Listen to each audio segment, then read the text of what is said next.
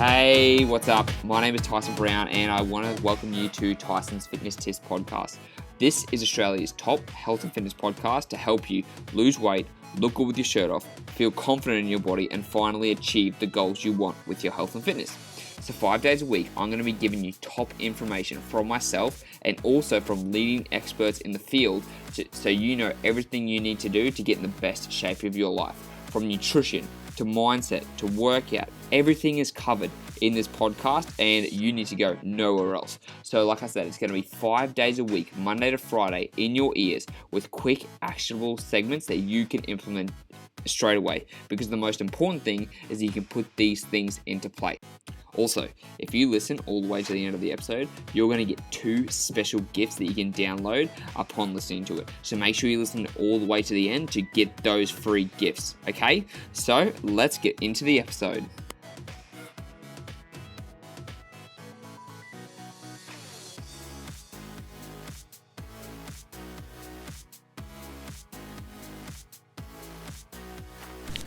Can you lose weight without doing cardio? That was one of the questions that came into me the other day, and I actually really appreciate you guys sending me in the questions, because it gives me topics to talk about. It lets me know what you're wondering and how I can cover it, and it lets me know, because there are a lot of things that obviously I know, but I don't think that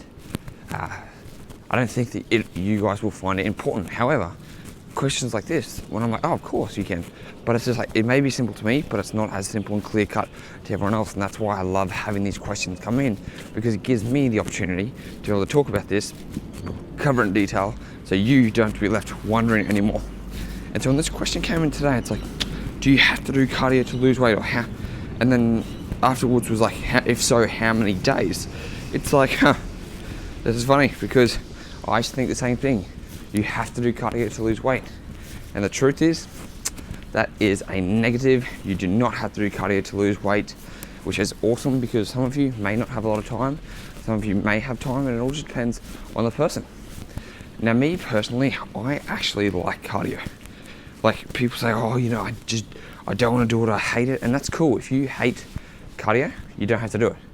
But if you're someone like me who actually enjoys cardio, whether it be riding on the bike a couple of times a week, for me it's doing the assault bike, man, that is a bloody killer, or whatever it is, just being able to, it's just like another thing like training. Like for me, any type of exercise, I find it not only physically rewarding, especially when I do cardio too, it's still physically rewarding because I've just overcome something tough, but it's also mentally rewarding.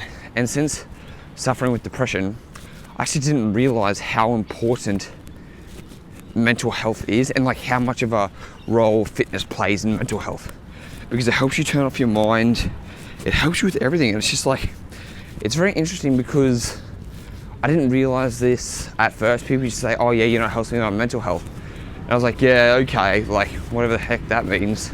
Like, I just thought it helps me de-stress, which, punching a boxing bag, things like that helps you de-stress, but I didn't realize that it just gets you out of your head. You have time for yourself, or you're out of your head, and you can just focus on doing the weights or focus on doing whatever. And so realizing that, I'm like, okay, cool. So some people do that with weights, some people do that with cardio, especially marathon runners. They love doing that type of shit. But then again, if you don't like cardio, you don't have to do it, and you'll be glad to know it's not necessary for weight loss. What cardio does is it does help you improve your cardiovascular health, improve heart health, improve the way you metabolize food, especially carbohydrates, which means you're less likely to get insulin resistance. It also helps you burn more calories just in general. When you do cardio, you will burn more calories than if you were just lifting weights. An hour of cardio versus an hour of weights, you're going to burn more calories. So it can help you from that perspective, but you don't have to do it. It's just a tool in your toolbox, right? And so if you enjoy it and you want to add it to your regime, go for it, but only do it after weight training, because weight training outweighs the benefits of cardio for the long term.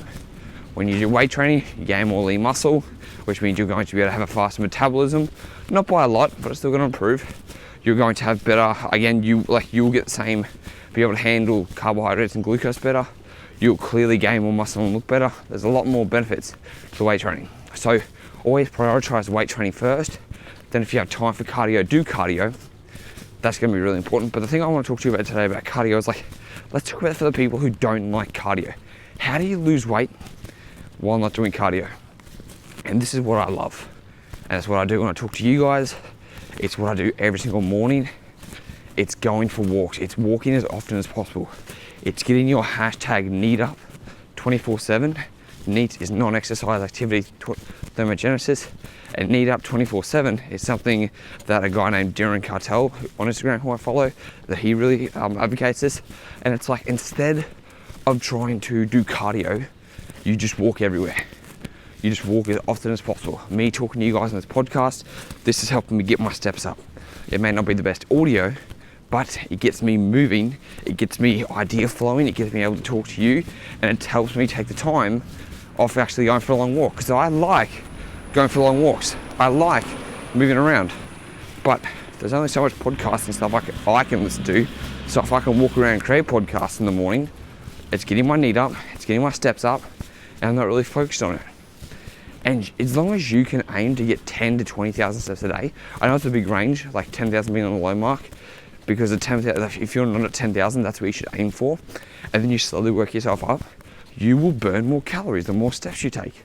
It's not going to be hundreds and hundreds and hundreds of calories, but it's going to be a couple hundred calories, and a couple hundred calories add up over time. And so that's what I want you to think about is, for you, if you're like, oh man, I just don't want to do cardio, okay, cool. Park further away at the shopping centre. Go for a morning walk and wake up. I'll tell you exactly what I do. I wake up in the morning. Depending on when my clients start, whether it be 5:30, 5:45 or 6:30, what I'll do is I will go for between half an hour and an hour walk every single morning.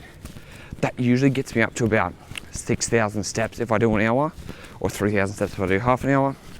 Then during the day, I'll go for a walk home and back, which is another half an hour. So when I have a break between clients, I go for another walk at lunchtime. Then in the afternoon, I'll probably do one more walk.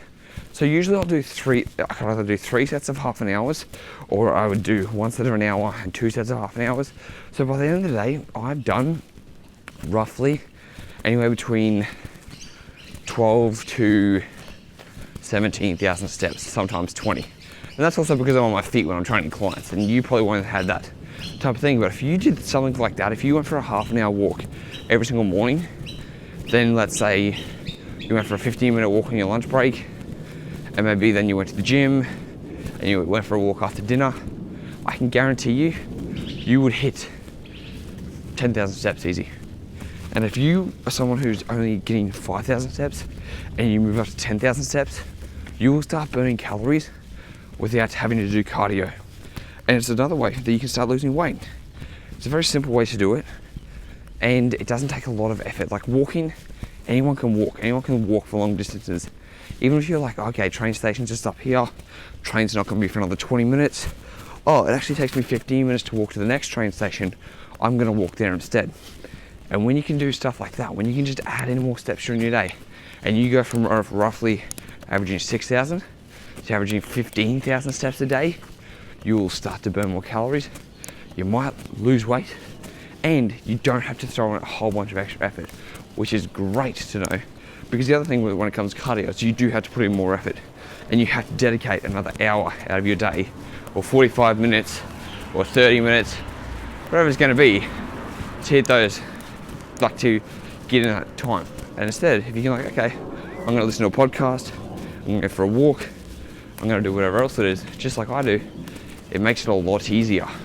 And that way you don't have to focus on trying to do extra cardio to lose fat. And increasing your steps just improves everything overall. You know, you're gonna be healthier, you're gonna be more active, you're going to notice your fitness levels rise. Like, I notice people who get really fatigued just walking up a simple flight of stairs and stuff like that. When you start to walk more, especially when you're walking around certain areas, there's more hills and stuff like that, your fitness is just gonna improve and you're gonna be on the right track. So, I guess that's really the end of it today. I didn't really have much more to say on that, except for when you do have questions, please make sure to send them in, because I love answering them on the podcast. I love making sure that what I'm telling you is you're not going to be stuck anymore. You're going to feel like, oh, okay, yeah, that makes sense. Because my goal is to make this as simple as possible for you. I don't want to leave you in the dark. I don't want people to take advantage of you. I don't want you to think you have to do anything or you don't have to do anything, because I'll make this as simple as possible. I'll give you everything you need to know, but all you've got to do is send me the questions. So if you like cardio, stick to your cardio. If you don't like cardio, you don't have to do it. Just aim for increasing your steps, move a little bit more, go for a morning walk like I do. As soon as you wake up, this is my just a quick update on that. I wake up, shot of coffee, get outside. It is that simple. And I just walk and walk and walk. I listen to podcasts, I'll record this. So many things to do.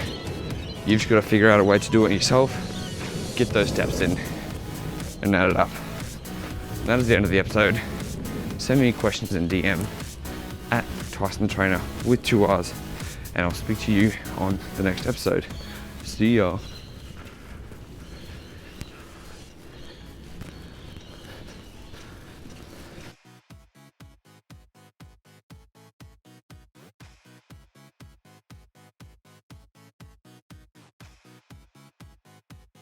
Hey, thanks for listening to the podcast. I really appreciate it. So now you've listened all the way to the end. That means you get some free goodies. So what you can do is you've got 2 different options, or you can take them both. I've got an intermittent fasting cheat sheet and a high protein 20 recipe meal guide designed specifically for you in your situation. These meal plans and this intermittent fasting guide is designed to help you burn stubborn belly fat and get in the best shape of your life. So all you have to do is go to the show notes, click on the download link, and they'll get sent straight to your email address. It's as simple as that. They're completely free. They're going to help you transform your body. So go to the show notes now and download your free guides, and I'll speak to you in the next episode.